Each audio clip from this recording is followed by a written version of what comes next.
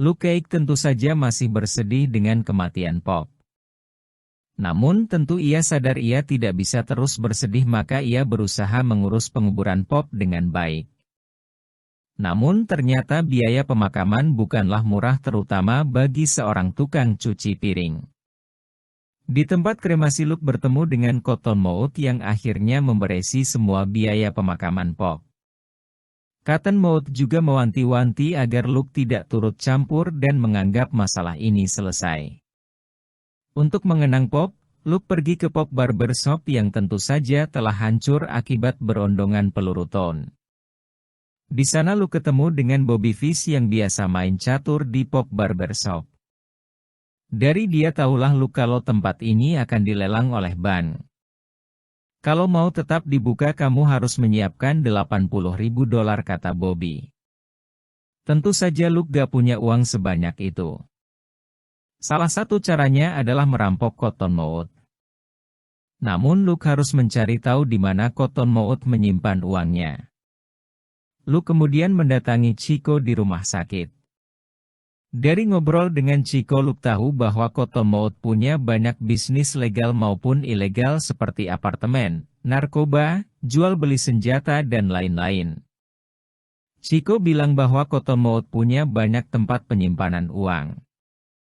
Dan mereka punya rencana bila terjadi sesuatu uang akan dipindahkan ke Crispus Attucks. Crispus Attucks dari luar sebenarnya tidak terlihat sebagai sebuah benteng penyimpanan uang karena letaknya yang di tengah kota. Namun di dalamnya seperti benteng. Dengan tembok beton dan penjaga yang siap dengan senapan mesin, lorong yang gelap dan satu pintu masuk dan keluar. Siapa saja yang mencoba merampok seperti menjalankan misi bunuh diri. Namun Luke punya rencana lain. Tadi pagi ada serangan ke anak buah Cottonmouth. Kalau ada serangan lagi pasti dia akan memindahkan seluruh uangnya ke Crispus Attucks. Maka mulailah Luke menjalankan siasat dengan menyerang tempat penyimpanan uang Cottonmouth. Di sana Luke hanya menyerang tanpa mengambil uang yang ada. Ia cuma mengirim pesan. Dan benarlah Cottonmouth mulai ketakutan. Ia segera memindahkan uangnya di Crispus Attucks. Luke segera mulai aksinya menyerang Crispus Attucks. Dan benarlah di sana rupanya punya penjagaan yang ketat. Namun jangan sebut Luke kalau tidak mampu mengatasi hal ini. Luke menerobos masuk dan menghajar siapa saja yang menghalanginya. Ada puluhan penjaga di sana. Luke menghabisinya satu persatu dan mengambil uang yang ada. Di tempat lain Chico menghubungi detektif Scarfe. Niatnya mau memberi informasi. Entah apa yang ada di benak Chico, ia gak mau Luke terluka karena merampok benteng penyimpanan uang atau justru mau menyelamatkan diri. Tapi yang jelas ia salah orang. Ketika lengah, detektif Scarfe malah menghabisi nyawanya. Detektif Scarfe kemudian menghubungi Cottonmouth untuk memberitahu bahwa yang merampok uangnya sebenarnya adalah Luke. Cottonmouth tentu marah mendengar hal ini. Ia segera mempersiapkan diri untuk membuat perhitungan dengan Luke. Luke Cage berada di suatu tempat dengan ibu kosnya tanpa menyadari bahwa Cottonmouth telah mengintainya dari tadi. Dan tak tanggung-tanggung kali ini ia membawa bazooka di tangannya. Dan dengan sekali pencet bazooka meluncur ke Luke Cage dan meluntuh lantakan tempat itu. Dan tempat itu pun runtuh.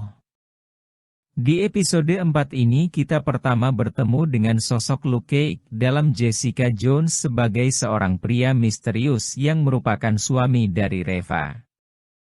Akan tetapi di luar itu kita tak banyak tahu mengenai masa lalu Luke Cage dan bagaimana ia menjadi sosok yang memiliki kekuatan kulit baja.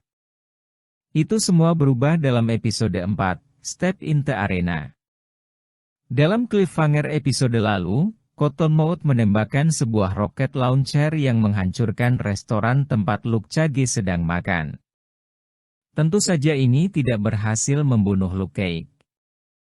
Dia selamat dan dalam usahanya meloloskan diri dari gedung yang menimpanya, Episode ini berfokus kepada masa lalu dari sang Harlem Defender ini.